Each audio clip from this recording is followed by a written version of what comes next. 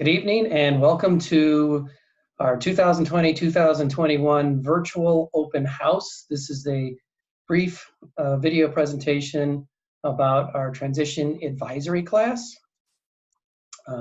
If you had watched the vocational skills class, this is a review. If you're watching this one first, there's just a little bit about myself.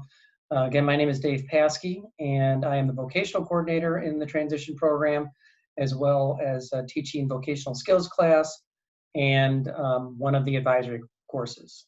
I graduated from Carthage College with a bachelor's degree, and after a previous career, returned to the University of Illinois, Chicago, UIC, and earned a master's degree in special education with a learning behavior specialist, LBS2 designation. And a couple of years after that, went back and enrolled in another program and earned a transition specialist certification. I've been at Lyons Township High School for 18 years. The first 2 years were as a paraprofessional while I was back at UIC. And the last 16 years have been as a teacher in the special education department. Here's just a little overview about the advisory class. You can think of it kind of like a homeroom. But in this particular case, it's only for students that I'm the case manager for. So we have this time dedicated to work together, to meet just with my students and my students only. So generally what we do, it's an opportunity for students to touch base with me, reflect on their IEP goals or any other goals that they might have, troubleshoot any issues from computers to other classes. We prepare for upcoming IEP meetings. We discuss goals, future goals, and any concerns that the student may have. I give them time to catch up any work that they might have from other classes. And it's also, it's a time to socialize with their peers. And very recently, we've kind of combined advisory classes to allow students to see some of their friends that they have not had a chance to see, unfortunately, yet this year in person. Generally speaking, this is the way each week kind of is broken down. We have Monday, it's the last class of the day, it's 35 minutes long. And this is primarily a group discussion time because we don't have a great deal of time to meet and address, talk about one-on-one issues. But so we meet as a group, we talk about the upcoming week, if there's any scheduling changes or anything that they need to be aware of. This is a great time to discuss that. And then on Wednesdays and Fridays, the structure is essentially the same. It just kind of gets flip-flopped, where we have a 75-minute block. And the way we use that is we begin each class where all students in the advisory take a few minutes and complete this end of the day form. I'll take a second, I can show you how that looks. So essentially, here's the form. It's a Google survey that is listed on our Canvas page. And essentially what they do is they enter their email address so that I can know who's completed the form. We ask them to, if they've marked their attendance for the day in Infinite Campus, and if they've not, they need to go and do that now before the end of that particular day.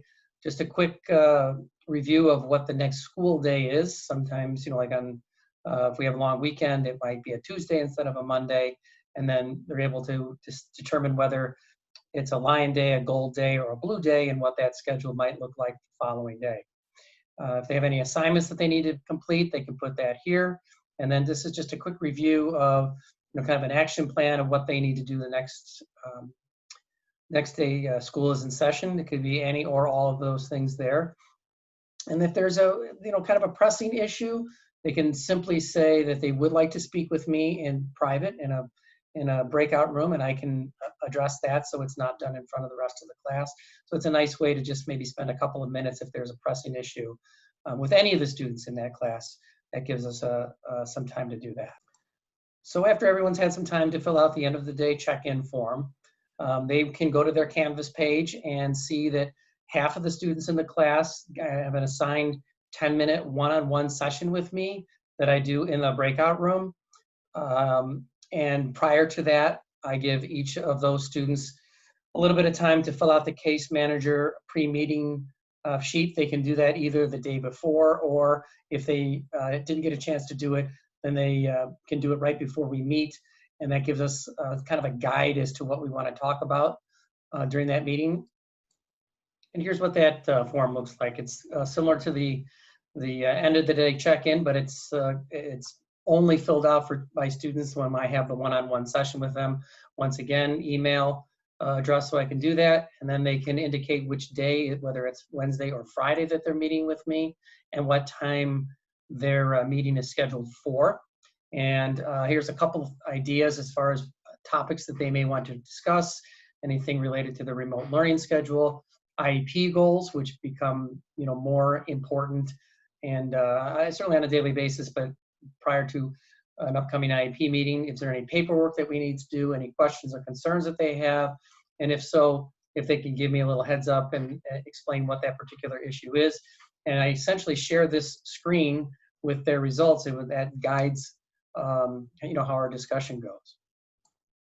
So while I'm in the one-to-one breakout sessions with each student, the other half of the students on that particular day remain in the virtual class, and we give them time to do independent work if they've got something that's needs to be done for another class. We do some group activities that'll be led by their paraprofessionals, and we even give them time to socialize. I mentioned earlier that recently we've started combining some advisory courses because the students have not had that opportunity like they normally would when we were on campus, either in the hallways or during lunch or at job sites or different classes.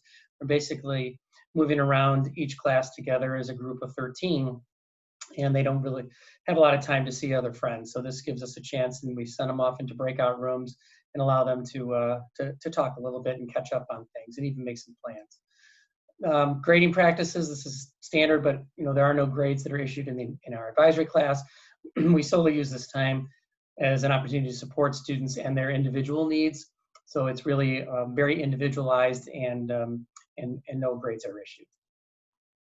So one thing that we want to talk about is, how is this year different from last year? There's really not a great deal of differences as far as advisory goes.